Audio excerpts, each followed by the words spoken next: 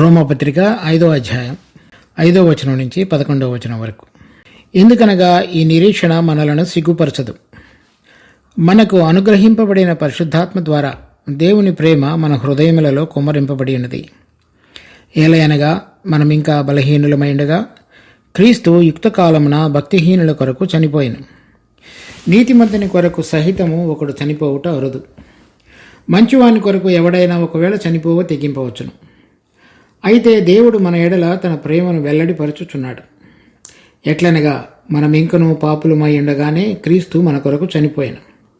కాబట్టి ఆయన రక్తము వలన ఇప్పుడు నీతిమంతులముగా తీర్చబడి మరింత నిశ్చయముగా ఆయన ద్వారా ఉగ్రత నుండి రక్షింపబడదుము. ఏలయనగా శత్రువులమై ఉండగా ఆయన కుమారుని మరణము ద్వారా మనము దేవునితో సమాధానపరచబడిన ఎడల సమాధానపరచబడిన వారమై ఆయన జీవించుట చేత మరి నిశ్చయముగా రక్షింపబడదుము. అంతేకాదు మన ప్రభు అయిన యేసుక్రీస్తు ద్వారా మనము దేవుని యందు అతిశయపడుచున్నాము. ఆయన ద్వారానే మనము ఇప్పుడు సమాధాన స్థితి పొంది ఉన్నాము. 2 నుంచి 4 వచనాల వరకు మనం చదివినటువంటి వాక్య భాగంలో ఈ పరిశుద్ధీకరణలో ఉన్నటువంటి భాగంలో దేవుడు ఏ విధంగా శ్రమలో ఓర్పు పరీక్ష నిరీక్షణను కలుగు చేయనని ఎరిగి శ్రమలలో అతిశయపడేటువంటి దాని గురించి మనం 2 నుంచి 4 వచనాలు ధ్యానించినప్పుడు చూసినాం. కనుక ఇప్పుడు ఈ పరిశుద్ధీకరణ అనేటువంటిది దేవుడి యొక్క మరి మనందరం కూడా పరిశుద్ధీకరణలో పాలు పొందాలనేటువంటిది దేవుని యొక్క దయా సంకల్పములలో ఒకటి. చూడండి, ఎఫెసీ పత్రిక 1వ అధ్యాయం 4 నుంచి 6 వచనాల వరకు.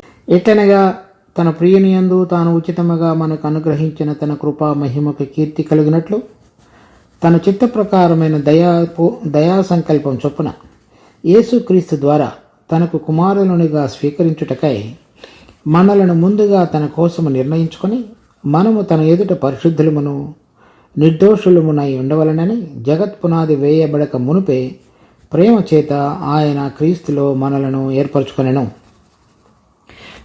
ఈ ప్రేమ చేత ముందుగానే మనలను ఏర్పరచుకొని ఇంటిలో కలిగిన ఉద్దేశం మనము కుమారులుగా స్వీకరించబడి తన ఎదుట పరిశుద్ధులముగా నిలబడగలగటానికి ఆయన యొక్క ప్రణాళిక లేక సంకల్పం.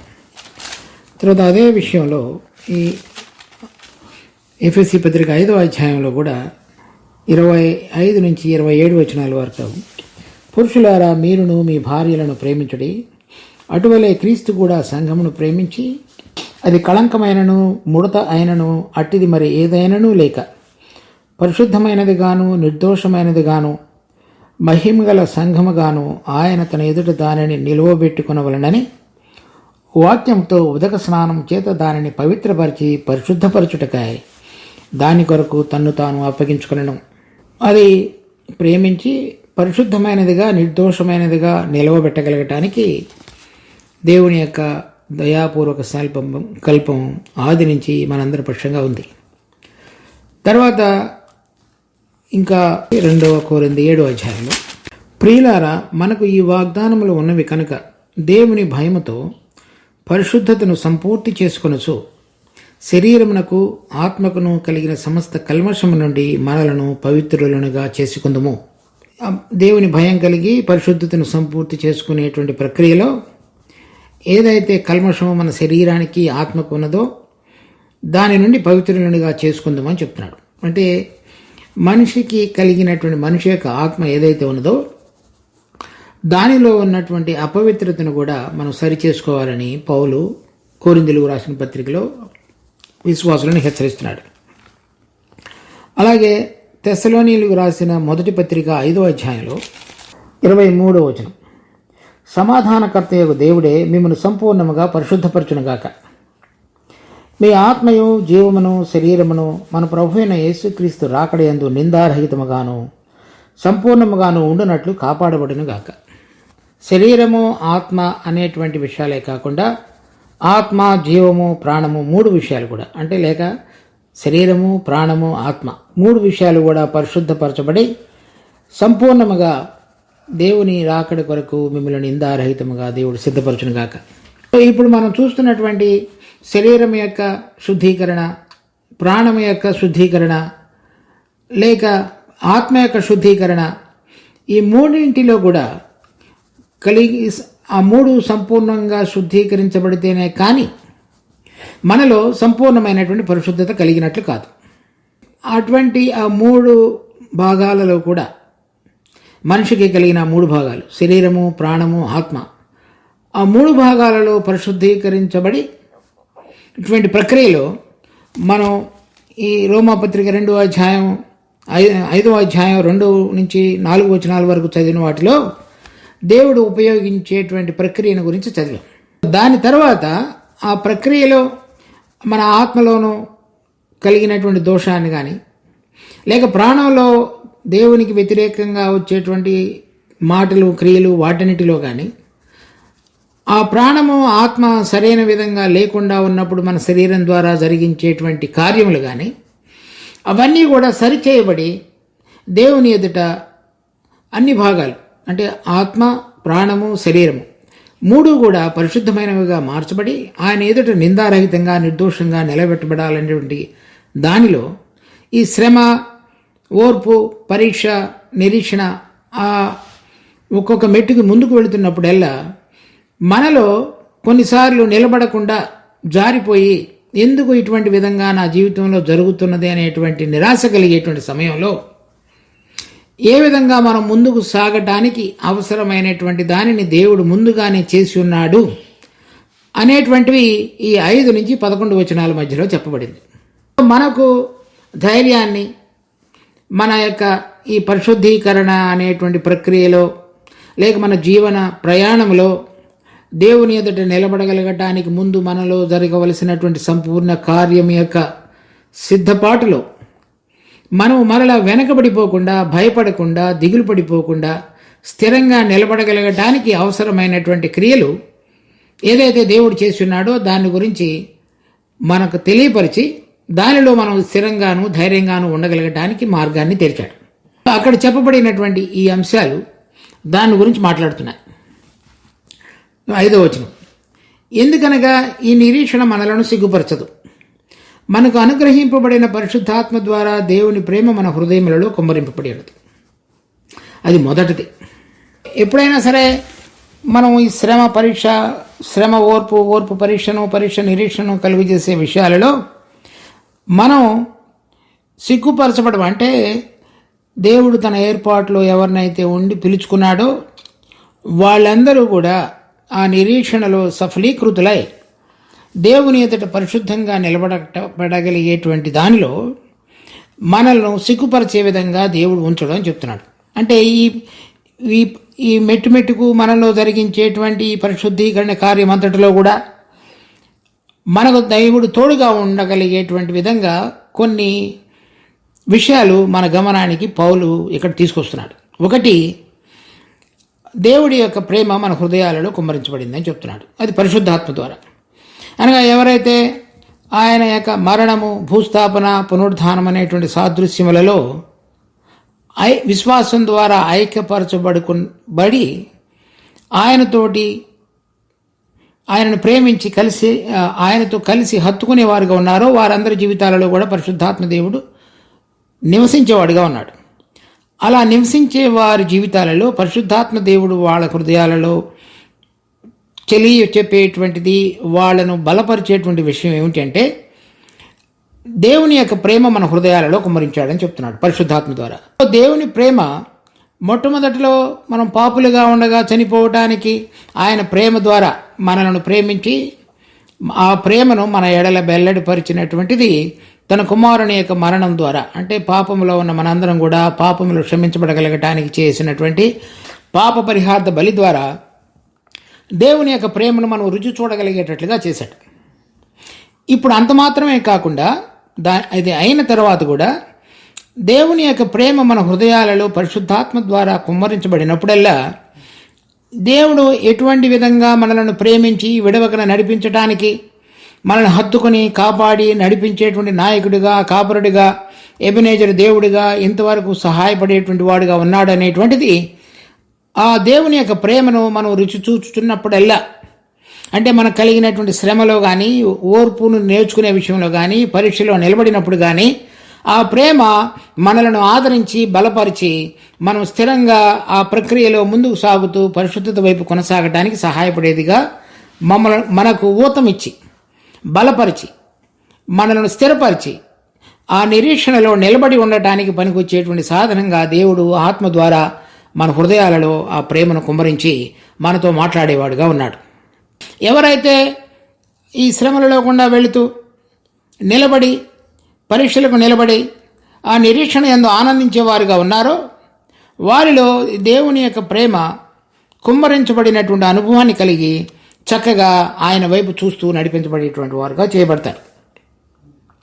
కనుక మనం శ్రమలలో దిగులు పడకుండా ఉండటానికి దేవుడు చేసినటువంటి మొదటి సాధన చూడండి. ఆ ప్రేమను గురించి పాత నిబంధనలో ఒక చోట ఈ విధంగా రాయబడింది. పరమగీతములు 8వ అధ్యాయం 6వ వచనం. ప్రేమ మరణమంత బలమైనది. దానికి సాదృశ్యంగా ఇప్పుడు మనం ఆయన యొక్క ప్రేమ యొక్క గురుతును తన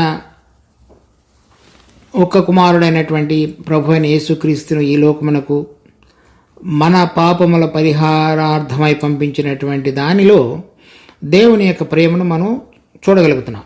అందుచేత ఇక్కడ చెప్పబడుతున్నటువంటి ఈ మాట లేక సంఘము లేక ప్రియుడిని గురించి చెప్తున్నటువంటి మాటలు. ప్రేమ మరణమంత బలమైనది. తర్వాత ఈర్ష్య పాతాళమంతా కఠోరమైనది. ఈ పాతాళం అనేటువంటిది చనిపోయినటువంటి వాళ్ళు వెళ్ళేటువంటి స్థలం. ఆ పాతాళంలో సామెతల్లో కనుక చూసినట్లయితే ఒకసారి చూడండి. సామెతలు 30వ అధ్యాయం 15-16 వచనాలు. జలగకు ఇమ్ము ఇమ్ము అని కూతురులిద్దరు కలరు, తృప్తిపడనవి 3 కలవు, చాలును అని పలకనవి 4 కలవు. అవేవనగా పాతాళము, కనని గర్భము, నీరు చాలును అనని భూమి, చాలును అనని అగ్ని. చాలును అని పలకనవి 4 కలవు. వాటిలో మొదటిది పాతాళం.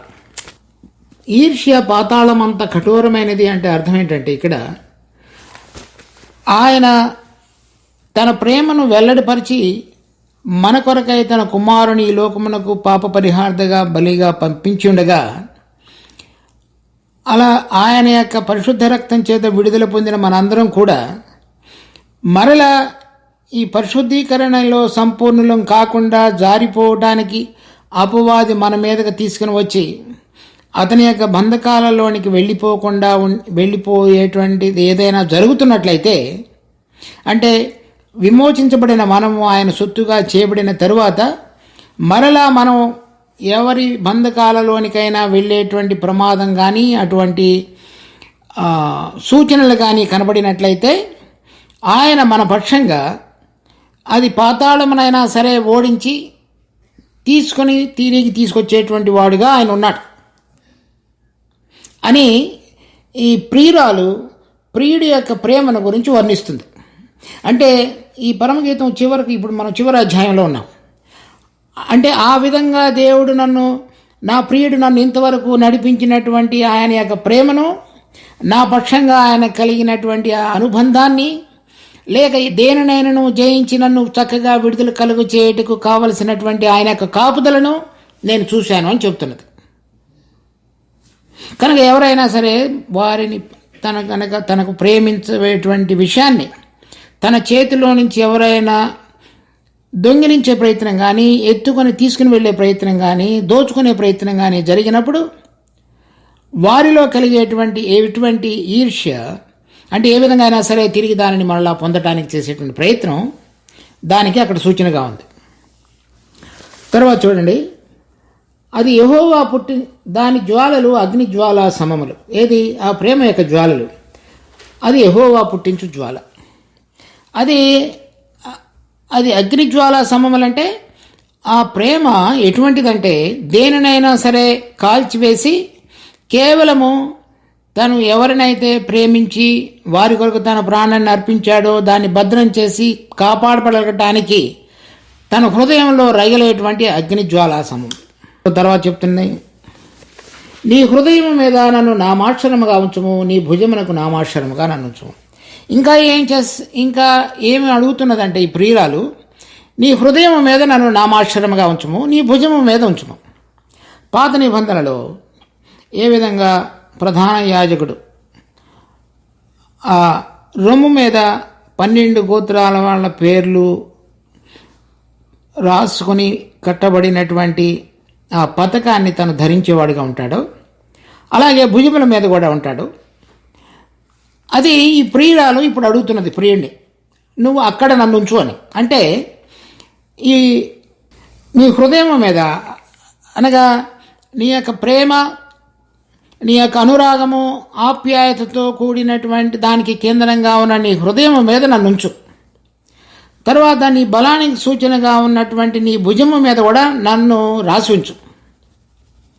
కనుక నాకు కలిగేటువంటి శ్రమలో కానీ, తర్వాత ఓర్పులో నిలబడటానికి కావలసిన సామర్థ్యాన్ని కానీ, నా జీవితంలో అనుమతించబడినటువంటి పరీక్షలో నేను నిలబడి ఉండటానికి కానీ, ఏ విధంగా ఇశ్రాయేలీయులను మరి ఆ 40 సంవత్సరాలు అరణ్య యాత్రలో వారిని నడిపించి వారికి నాయకుడిగా ఉండి ముందుకు తీసుకుని వెళ్ళావో, నా విశ్వాస జీవితంలో కూడా ఆ పరిశుద్ధీకరణ కార్యం సంపూర్ణము చేయబడటానికి అవసరమైన రీతిలో నన్ను నీ హృదయం మీద, నీ భుజము మీద ఉంచు.